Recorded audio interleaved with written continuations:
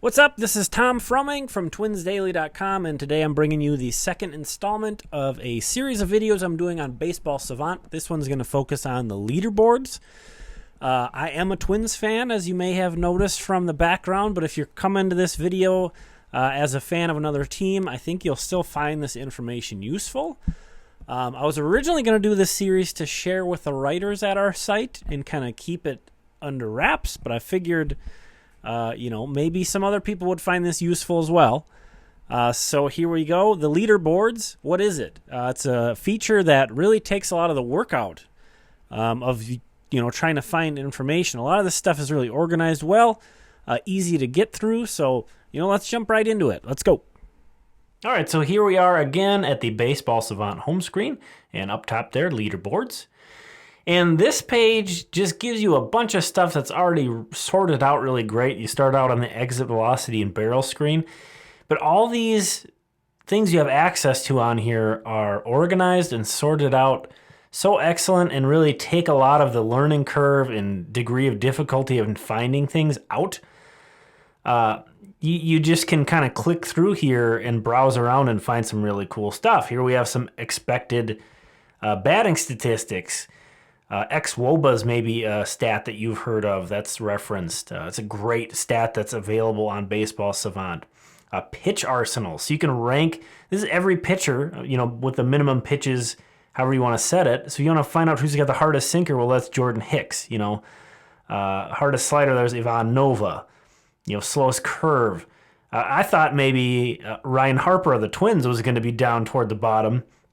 But we can see he is down toward the bottom. There's actually quite a few guys who throw their curveball on average slower than he does. So it's kind of fun just to peek around in here, and if you're interested in a certain player and where he ranks among the league, all these leaderboards are really fun. Here's pitch arsenal, pitch movement. So they also now have a lot of stuff on the break.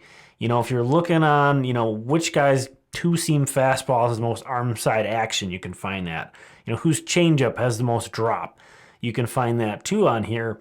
And that's fascinating because, with velocity, that's eye-popping, but it's so obvious that there's so much more to pitching and the effectiveness of pitching than velocity. And this look into movement, how much the pitches are moving, can really sort of bridge that gap and figure out, this is why this guy is so successful. Now here is outs above average. So defense in the outfield, well, happy to see our guy Byron Buxton's up at the top there. And they have some other cool defensive metrics on here too. This is a newer one, outfielder jump. And you see at the top here, we'll get back to this, but at the top they had a nice graphic. When Baseball Savant introduces new features, they usually will have a lot of good information that describes that. And the second thing I just want to point out on this screen is that you can see, and you've probably noticed this on other pages, you can see there's the color coding, the red and the blue. And the darker the red, the higher the above average the player is. The darker the blue, the further below average they are. So that's a system throughout this entire website you're going to see reoccurring, and it's just another visual cue to make things easier to consume. Here's some pop time. So really getting into some thick defensive stuff now with the outs above average and the outfielder jump. Now pop time, again, we're seeing that color coding of the red to the blue in terms of above or below league average. Really handy thing that they have consistent throughout the site. Let's keep on rolling. Catcher framing. So again, staying at catcher. And again, this one, wow. So much of that color coding going on. And this is one of those pages that can seem pretty overwhelming. But if you just kind of hang out with it for a while, you start to catch up and grasp what's going on here. Basically, all these columns represent different zones. So not only can you get the information on the overall catcher framing, right? But you can also break it down by zone. That blows my mind. So, catcher framing still a relatively new concept that we're getting our heads wrapped around, that's getting talked about more in mainstream baseball. This takes it to another level and you can break down, I'm like, okay, Mitch Garver here. Yeah, he's good at the inside and outside, off the plate stuff. Maybe not as good as the high strike or the low strike, but he's in the red on those ones there. And you can break that down by zone. Well, hey, how about, let's take a look at, and there's the map over there on the far right that kind of gives you that color coding. And that's the strike zone is what that represents. So you can kind of compare that and then go to, hey, who's the other catcher on the team? Well, Jason Castro. Let's take a look where he's at. Well, he's got some kind of similar, the red area in the inside-outside, but he's also got an area under the zone that he's good at.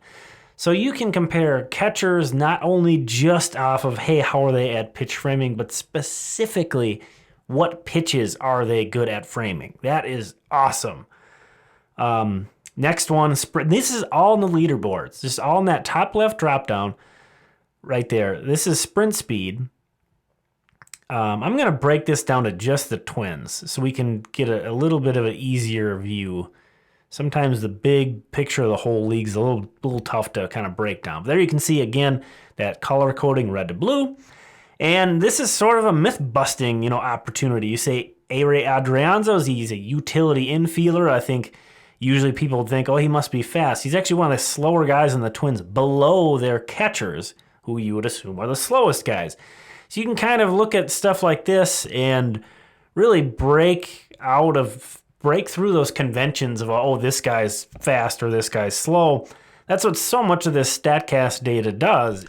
All right, so as you can see, a lot of stuff available in those leaderboards, and they make it pretty easy to get through that part. That's one of the more user-friendly areas of the site. If you've made it this far, thank you so much for watching. Please subscribe to my channel. I'm going to be doing some more of these Baseball Savant tutorials, especially if you're a Twins fan. I'm going to be talking about a lot of Twins stuff once this series is over. Again, you can find me on Twitter at TFTwins. My name's Tom Froming of TwinsDaily.com. Thanks for watching, and we'll see you next time.